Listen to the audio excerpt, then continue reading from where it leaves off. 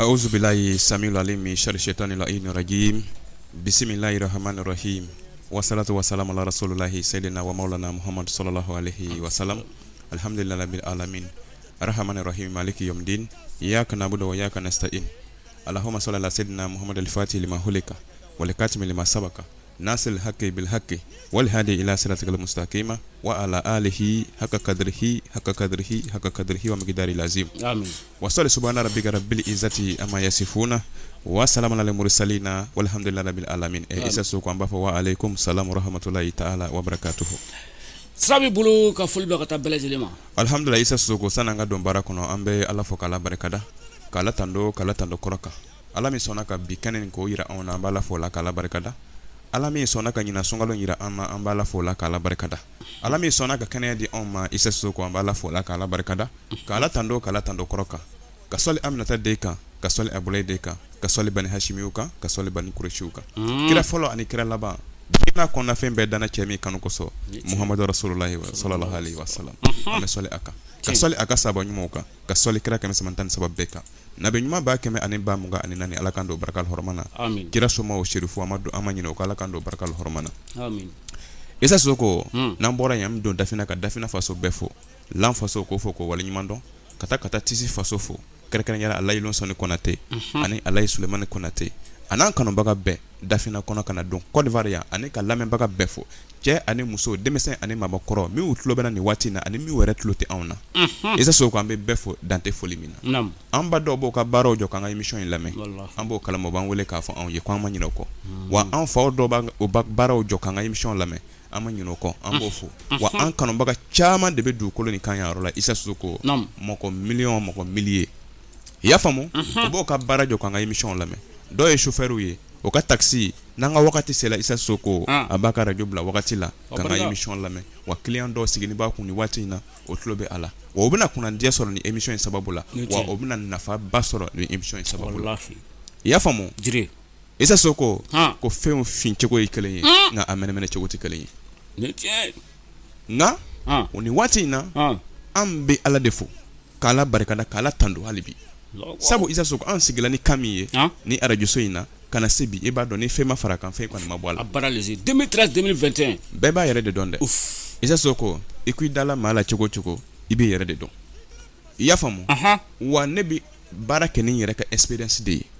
adamaden min ye ne ka numéro sɔrɔ ni radio in sababu la ka se ne fɛ yen n'o kɛra fɛn ye bi Isa Soko hakɛ tɛ a la. A barika. dɔw ye furu sɔrɔ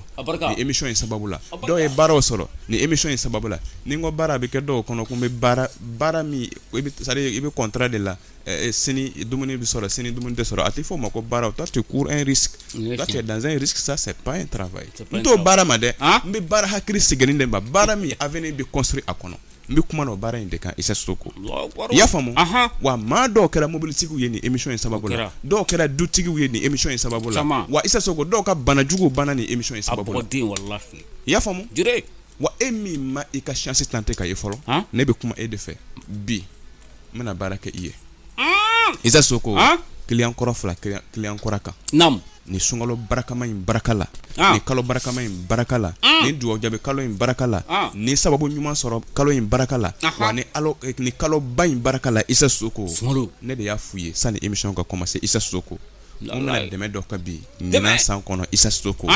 wa ɲinan san bɛ ban n t'a ɲɔgɔn fila a barika morika tɛmɛna ye lundi tɛmɛnen Isa Soko an ye aladariw kɛ ka sarakaw bɔ jamaba nana ka bɛn suntigɛ wagati ma Isa Soko mɔgɔw ye dumuni kɛ ka duwawu kɛ Umaru Jire n'a a kanubagaw ye hey ni ne yɛrɛ ni n ka denbaya ta don Isa Soko ne ba ni n fa y'o dilan o mɛnna o tɛ dɛ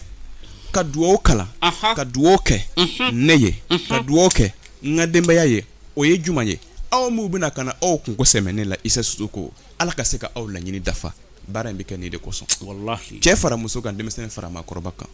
o de la ne b'a fɔ n tɛ si ka Isa Soko maa o maa bɛ bɛn ni ne ka émission ye wa e y'i kunnadiya jɔn ye e y'i duwawuden ye dangaden tɛ bɛn n ka émission ma wa ala ye maa min mako sa min mako tɛ dilancogo o tɛ bɛn ne ka émission ma sika fosi tɛ o la n'i bɛnna ne ka émission ma Isa Soko da la k'a fɔ k'i ka sababu b'i bolo hali i kana duwawu kɛ tugun bi kalama sa i y'a faamu Isa Soko an ye baaraw kɛ aladariw kɛla saraka bɔla Nyi ŋaniya juman ta ani na kun ye juman ye bi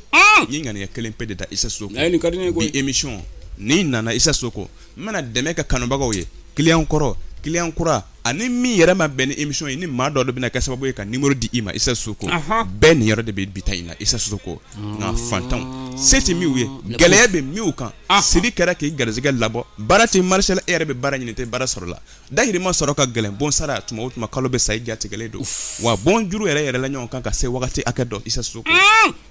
ala ka se ka bɔda de e ma Isa Soko n y'o ŋaniya ta bi mun olu ka degun wuli ka bɔ o kan pewu barika i ji filɛli kɛ dɔw ko dabari b'i la i ye filɛli kɛ dɔw ko siri b'i la i taara filɛliw kɛ dɔw ko jinɛ b'i la i taara filɛli kɛ dɔw ko i balima yɛrɛ dɔ de jɔnnen bɛ e kama tant que Isa Soko n'o bɛ kɛnɛya kɔnɔ wa k'e tɛ se k'i yɛrɛ sɔrɔ n balimacɛ nin ye yɛrɛ sɛgɛ kuma ye se ye ala kelen pe de ye maa tɛ se ka tɔɔrɔ si se adamaden ma ni ala ma jɛ ni min ye o de la adamaden kana juguman kɛ maa la bama juguman kana se i la i b'a la dali k'i yɛrɛ bilen ten ka c'est à dire ka légitime défense bal bina a ka sɛkɔ ka taa kɔbɔyɔrɔ la ala y'o de ɲini anw fɛ Isa Soko i n'a fɔ ne bɛ moto kan casque b'i kun na pour que kun kana ci ni pali y'i minɛ i bɛ taa fura san dɔgɔtɔrɔso la ka se k'i yɛrɛ lakɛnɛya walima perfusion walima piqûre ala ye nin de ɲini anw fɛ Isa Soko wa kana taa juguman kɛ maa la wa ala dali Isa Soko juguman min bangalen don ani min bɛ dibi kɔnɔ parce que anw tɛ min kalama o de ka ca wa Isa Soko fɛn min bɛ se ka e n'o fɛn c'est à dire o balaw bɛɛ lajɛlen kunbɛn ani garizɛgɛ sirila baara tɛ marché i bɛ taa sigi baara la ten i bɛ wuli ten sɔrɔ ten i bɛ bɔ ka yaara ten Isa Soko sɔrɔ ten i bɛ tile ban ten fɛn tɛ sɔrɔ walima i bɛ sɔrɔ kɛ ten i tɛ ɲasi sɔrɔ i ka sɔrɔ la Isa Soko ala ka se k'o balaw wuli ka bɔ e kan Isa Soko n y'o ŋaniya de tabi ka ala tɔgɔ gosi ka ala tɔgɔ gosi ala tɔgɔ jumɛn kuma dɔn n y'o de f'u ye n ko kuranna a yan kelen bɛ yen ni nin tun ma jigin kuranna kɔnɔ walima kuranna a yan fila ni nin fila tun ma jigin kuranna kɔnɔ Isa Soko bilahi ne tun t'a dɔn ne bɛ min kɛ adamadenw ye i y'a faamu n y'o de fɔ i ye mun bɛna ka na dalilu dɔw gosi dalilu min karamɔgɔw b'a fɔ a ma ko tilikala yami i y'a faamu ka tila ka dalilu dɔw gosi dalilu min b'a fɔ kulilahuma malikul muluku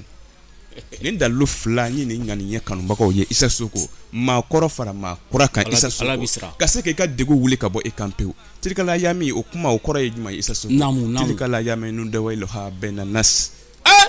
ko don bɛ ala de bɔra ale b'a falen adamadenw ni ɲɔgɔn cɛ i y'a faamu